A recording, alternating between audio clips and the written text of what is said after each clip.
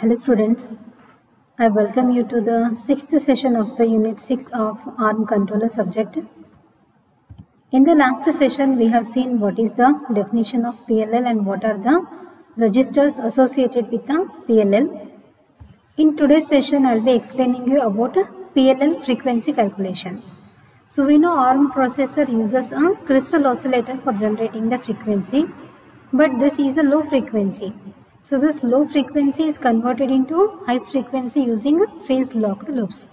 And in case of ARM processor, there are two phase locked loops. One is the PLL0 and the other one is the PLL1. So PLL0 is used for obtaining the CPU clock frequency and PLL1 is used for obtaining the USB clock frequency. So in this block diagram, you can see here we have a PLL0. This PLL0 is used for obtaining the CPU clock frequency. And what is input to this PLL0? It is the frequency generated by the crystal oscillator. So this crystal oscillator generates a low frequency. This PLL0 will convert this low frequency into high frequency. So there is a multiplier here. So that multiplies the crystal oscillator frequency and generates high CPU clock frequency.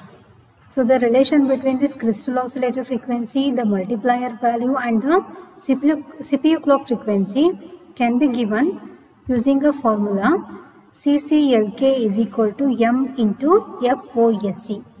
So where this FOSC is nothing but the frequency of the crystal oscillator and CCLK is the PLL output frequency, or it is a CPU clock frequency, or also called as it is also called as a system clock frequency, and M is nothing but the multiplier value.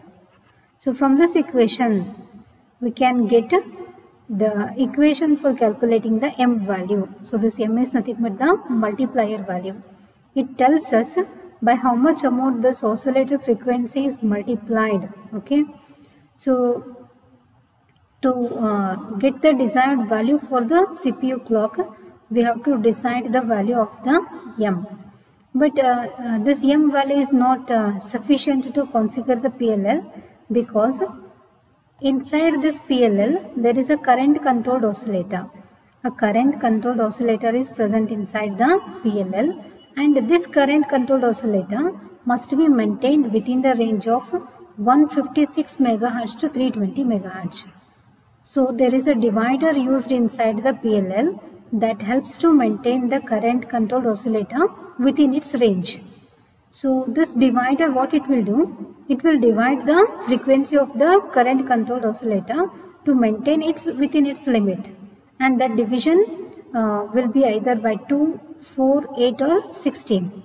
So that relation, the relation between that FCCO and the CPU clock frequency can be given using a formula FCCO divided by 2 into P is equal to CCLK. So where this FCCO is nothing but the frequency of the current controlled oscillator, CCLK is nothing but the PLL output frequency, and P is the divider value. So from this equation we will get the equation for the P. So P indicates what? A divider value. So we are supposed to calculate two values to configure the PLL. One is the M value and the other one is the P value. And what are these M and P? These M and P are called as a M select bits and P select bits in the PLL configuration register. So as you can see, there are 5 bits from bit 0 to bit 4. These bits are reserved for storing the multiplier value, hence these are called as the M select bits. And bit 5 and bit 6 are used for storing the divider value. That's why these are called as the P select bits. So once we calculate the M value and P value, they must be stored in the PLL configuration register. And when we are configuring the PLL, we have to keep these points in mind. The first one is the oscillator frequency. The oscillator frequency must be in the range of 10 MHz to 25 MHz. So this F oscillator frequency is nothing but the crystal frequency, the frequency generated by the crystal oscillator. So this is input to the PLL. Okay, so input frequency must be in the range of 10 MHz to 25 MHz. and CCLK is a CPU clock frequency. So it should be in the range of 10 megahertz to the maximum frequency that is allowed by the microcontroller. So usually this F maximum will be equal to 60 megahertz. So this F maximum will be, usually it will be equal to 60 megahertz. So this CCLK should always be in the range of 10 megahertz to 60 megahertz. And FCCO is what? It is the current controlled oscillator frequency. So it should be in the range of 156 megahertz to 320 megahertz. And what are the procedures? So what are the procedures for setting the PLL frequency? What is the procedure for setting desired frequency? What is the procedure for determining the PLL settings? So first step is you have to choose the desired processor operating frequency. So that is a CCLK value. The next one is you have to choose the oscillator frequency. So oscillator frequency is the input frequency and CCLK is nothing but the output frequency. So what is the input and what is the output frequency for the PLL, that we have to choose first, and after that we have to calculate the M value and then we have to calculate the P value. So while calculating the P value, we have to consider this point in mind. This FCCO should be in the range of 156 megahertz to 320 megahertz. Okay. So if this has to be within this range, then P must have one of these values, either 1, 2, 4 or 8. So only these 4 values are allowed for the P. And if P is equal to 1, then what should be written in the P select register? 0, 0. If it is 2, then 0, 1. If it is 4, then it is coded as 1, 0. If it is 8, then we have to write a 1, 1 in the P select register. Okay. So this is the procedure for determining the PLL settings for any desired frequency generation. Now let us try to solve some problems for configuring PLL 0 and PLL 1. So first example, choose oscillator frequency is equal to 10 megahertz and CPU clock frequency is equal to 60 megahertz and configure PLL 0. So in the example, they have given input frequency is equal to 10 megahertz, output frequency is equal to 60 megahertz. Now here we have to configure PLL 0. So already they have given input and output frequencies. So directly we should go for calculating the M value. What is the formula? M is equal to CCLK divided by FOSC. CPU clock frequency divided by oscillator frequency. So after substituting the values, we will get the answer as 6. But this M should be stored in PLL configuration register as the M select bits. Okay.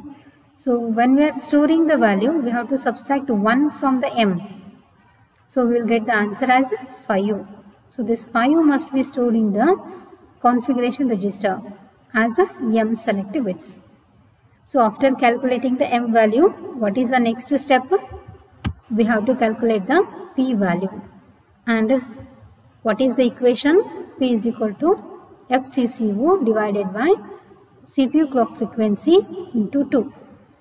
But here this FCCO should always be maintained in the range of 156 megahertz to 320 megahertz. So for that, what we have to do? First we have to calculate the P value keeping in mind the lower range. Then we have to calculate the P value keeping in mind the higher frequency range. So first let us consider the lowest frequency range. So for FCCO is equal to 156 megahertz. Substitute these values in this above equation. Then we will get the P value as 1.3. Now let us repeat the same thing considering FCCO is equal to 320 megahertz.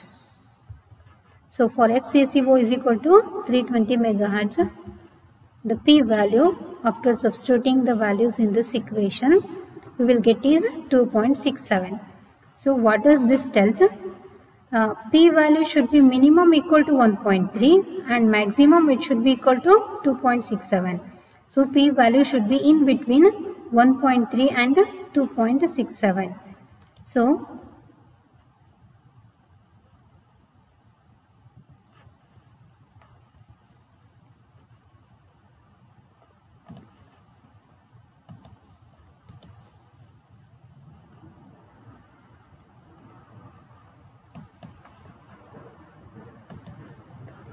what is the correct value for P? See, P can have only one of these values, 1, 2, 4 or 8. So the one which satisfies the condition is P is equal to 2. So if P is equal to 2, then what we have to write in the P select register? 0, 1. So 0, 1 must be written in the PLL configuration register. Similarly, in the second example, they have given the input frequency is 12 megahertz and output frequency, that is USB clock frequency, is 48 megahertz. Here we have to configure the PLL1. So it is the same procedure. So already input frequency and output frequency they have given. So now we have to calculate the M value. So use the equation, and after substituting in the equation we will get the answer as 4.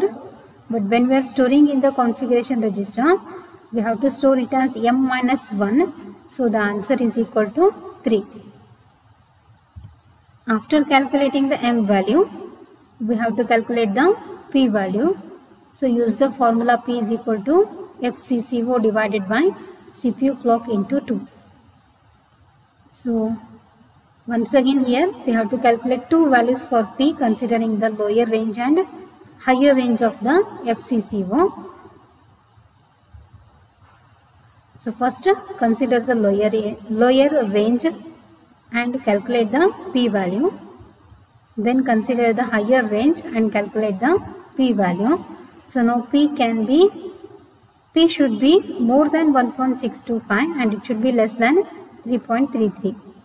So the value which satisfies both this condition is P is equal to 2, because P can take on the values only 1, 2, 4 or 8. So the one which satisfies both the conditions now is equal to 2. And if it is equal to 2, what value should be written in the P select register? 0, 1. So here 0, 1 is written in the PLL configuration register. Okay. So we have seen how to configure the PLL 0 and PLL 1, and we have seen some examples of configuring the PLL for desired frequency. Now let us answer some multiple choice questions. The first question is, the lower operating frequency of CCO used in the PLL is. The options are 156 MHz, 158 MHz, 154 MHz and 145 MHz. So what is the correct answer? The first option, 156 MHz. The second question is, the highest operating frequency of CCO used in the PLL is 321 MHz, 233 MHz, 320 MHz and 230 MHz. So what is the correct answer?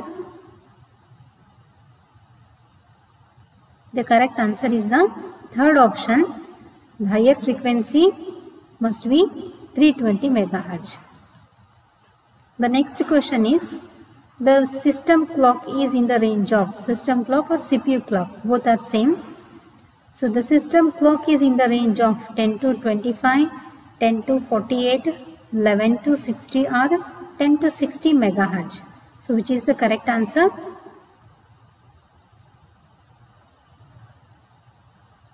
Yes, the correct answer is the fourth one, 10 to 60 megahertz. The next question, which is the correct equation for calculating m value? So here they have given 4 equations. You have to identify the correct equation that gives us the m value. M is nothing but the multiplier value. So what is the correct answer?